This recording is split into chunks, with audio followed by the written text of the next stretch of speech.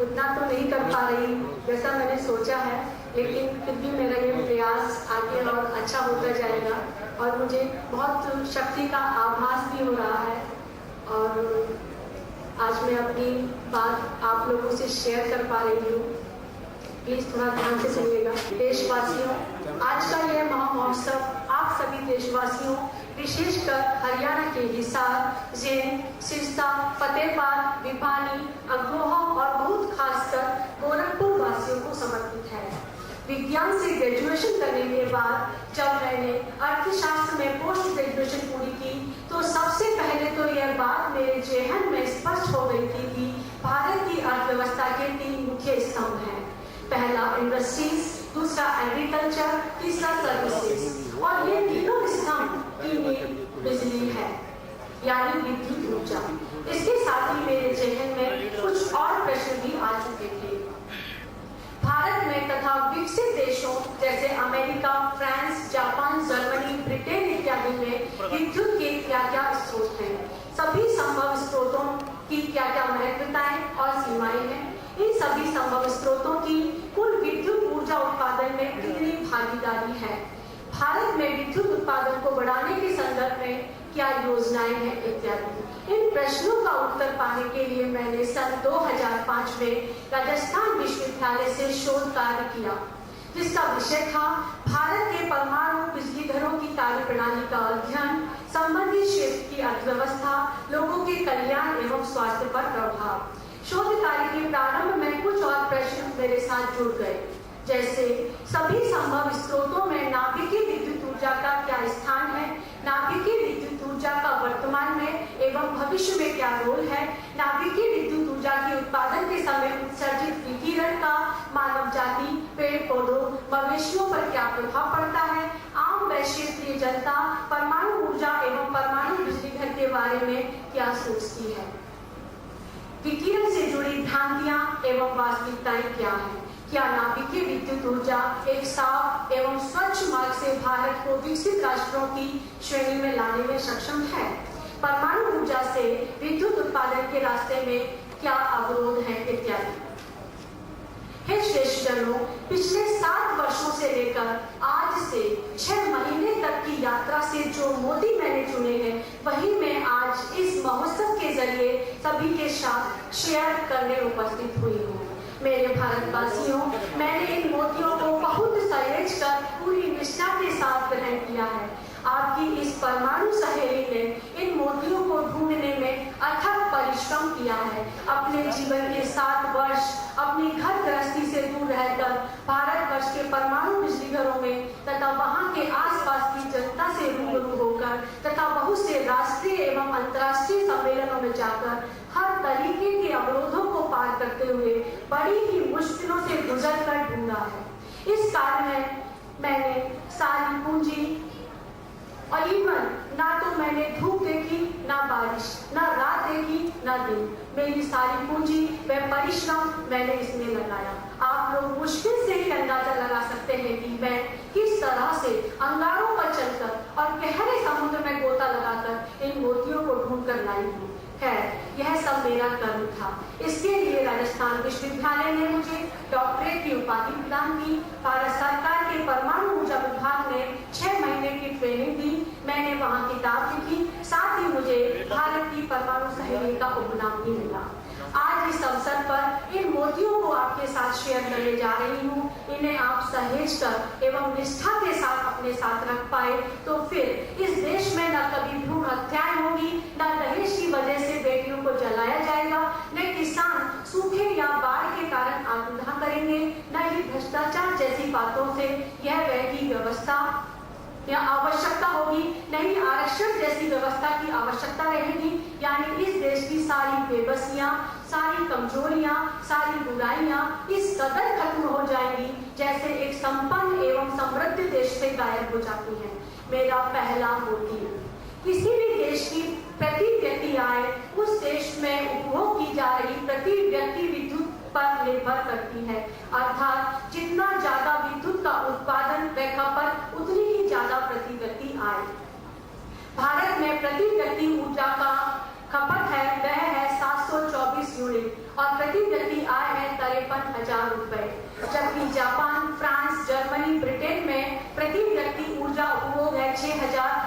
की प्रति व्यक्ति जो आय है वह है 14 लाख रुपए। अमेरिका में यह 13,000 है और वहाँ की प्रति व्यक्ति जो आय है वह है 28 लाख रुपए। आज अमेरिका, जापान, फ्रांस, ब्रिटेन जैसे विकसित देशों की सालाना प्रति व्यक्ति आय 14 से 28 रुपए तक है, जबकि भारत में यह 53,000 रुपए है। तो सवाल यही सामने आता है कि क्या ऐसा कोई अलादीन का चिराग है भारत के पास, जिससे भारत में भी औसतन व्यक्ति की सालाना आय 4 लाख रुपए से 24 लाख रुपए या इससे भी अधिक हो जाए? इसका उत्तर मैंने ढूंढा और यह मुझे हाँ में मिला। भद्रजनों, स्पष्ट है कि जिस देश में जितना ज्यादा विद्युत का उत्पादन, उस देश में प्रति व्यक्ति उतनी ही आय। अतः हमें भी आय को बढ़ाना होगा। पहला निर्णय, प्रति व्यक्ति आय बढ़ाने के लिए विद्युत का बढ़ाना बहुत जरूरी है। मेरा दूसरा मोती, भारत सरकार ने बिजली उत्पादन के विभिन्न स्रोतों की उपलब्धताओं, उनकी अपनी सीमाओं व महत्वताओं को मद्देनजर रखते हुए भारत के सभी क्षेत्रों के परिवारों को बिजली मुहैया करवाने हेतु भारत के समग्र विकास हेतु वर्ष 2050 तक 5,000 यूनिट प्रति व्यक्ति प्रति वर्ष बिजली के उत्पादन की योजना बनाई है। इसमें 2,000 यूनिट की दर बिजली का उत्पादन परमाणु ऊर्जा यानी नाभिकीय स्रोत से एवं बाकी 3,000 यूनिट की दर बिजली का उत्पादन अन्य सभी स्रोतों से होगा। यदि अतिरिक्त 2,000 यूनिट की दर का उत्पादन हम अकेले कोयले से ही करना चाहें तो इसके लिए 412 गीगावाट तापीय ऊर्जा की अतिरिक्त आवश्यकता होगी। इसके लिए हमें 1.6 बिलियन टन कोयला प्रति वर्ष दूसरे देशों से आयात करना होगा, जो कि पूरे विश्व का 1/4 हिस्सा है। अब प्रश्न आते हैं कि क्या इतनी बड़ी मात्रा में कोयले का आयात संभव हो पाएगा? क्या दूसरे देश केवल भारत को ही इतनी बड़ी मात्रा में कोयले का उपयोग करने की इजाजत देंगे? इससे बड़ी ही मात्रा में उत्सर्जित विषैली गैसों को वातावरण में उत्सर्जित करने की इजाजत मिल पाएगी? क्या इतनी ही बड़ी मात्रा में कोयले को लाने व ले जाने में यातायात संभव हो पाएगा? प्रतिदिन 5,000 रेलगाड़ियों का यातायात संभव हो पाएगा? आप सबको स्थिति क्लियर ही हो गई होगी कि कितनी विकट समस्या हमको सहन करनी होगी। इसके साथ ही दूसरा स्रोत है जल से। वर्तमान में मिलने वाली कुल विद्युत 154 यूनिट प्रति व्यक्ति प्रति वर्ष है। ज्यादा धन व जमीन की आवश्यकता होती है। इसके अलावा उपजाऊ भूमि का उपयोग करना पड़ता है और कई वर्षों का समय लगता है, जिससे लागत बहुत ज्यादा आती है। हम हमारी कुल क्षमता का प्रयोग अगर कर भी पाए तो भी 485 यूनिट की दर से हम बिजली का उत्पादन कर पाएंगे और उसके लिए बहुत अधिक मात्रा में अधिक वनों व उपजाऊ भूमि का संहार करना होगा। अब स्रोत आता है हाइड्रोकार्बन। वर्तमान में मिलने वाली कुल विद्युत 77 यूनिट प्रति व्यक्ति प्रति वर्ष है। इसी दर की विद्युत का उत्पादन सिर्फ 20 से 30 वर्षों तक ही हम कर सकते हैं। अब आता है सौर ऊर्जा। वर्तमान में उपलब्ध तकनीकी व्यवस्था के अनुरूप सौर ऊर्जा से 1% का ही योगदान है। इससे बिजली के उत्पादन में 10 रुपए प्रति वर्ष का खर्चा आता है। उपभोक्ता तक पहुंचने में इसकी कीमत 16 रुपए प्रति यूनिट हो जाती है। केवल दिन में ही हम बिजली का उत्पादन कर सकते हैं। रात्रि के समय इस प्लांट को हमें बंद करना पड़ता है। दिन में चालू करने और रात्रि में बंद करने से किसी भी प्लांट के सिस्टम पर और उसकी आयु पर बुरा आघात पहुंचता है। संबंधित प्रश्न, क्या हमारा उपभोक्ता इतनी महंगी बिजली खरीदने के लिए सक्षम है? यह सही है कि इस दिशा में रिसर्च चल रही है कि इस टेक्नोलॉजी को हम अपनी पहुंच के संगत बना पाए, परंतु तब तक क्या हमें हाथ पर हाथ धरकर बैठे रहना है? अब अगला स्रोत आता है नाभिकीय ऊर्जा। वर्तमान में मिलने वाली कुल विद्युत 34 यूनिट प्रति व्यक्ति प्रति वर्ष है। अभी इसका योगदान 4% है। इससे प्रदूषण का कोई खतरा नहीं है। हमारे देश में पूरे विश्व का 1/3 हिस्सा थोरियम, जो कि 5,18,000 टन है, यह कोयले के 600 अरब टन के बराबर है। इस प्रकार यह कोयले से 8 से 10 गुना ज्यादा है। यूरेनियम, थोरियम व प्लूटोनियम से मिलाकर प्रति वर्ष तकरीबन 2,000 यूनिट 570 वर्षों तक हम प्राप्त कर सकते हैं। ईंधन की तुलना करने पर 1 किलोग्राम नाभिकीय ईंधन बराबर 25,000 किलोग्राम कोयला होता है।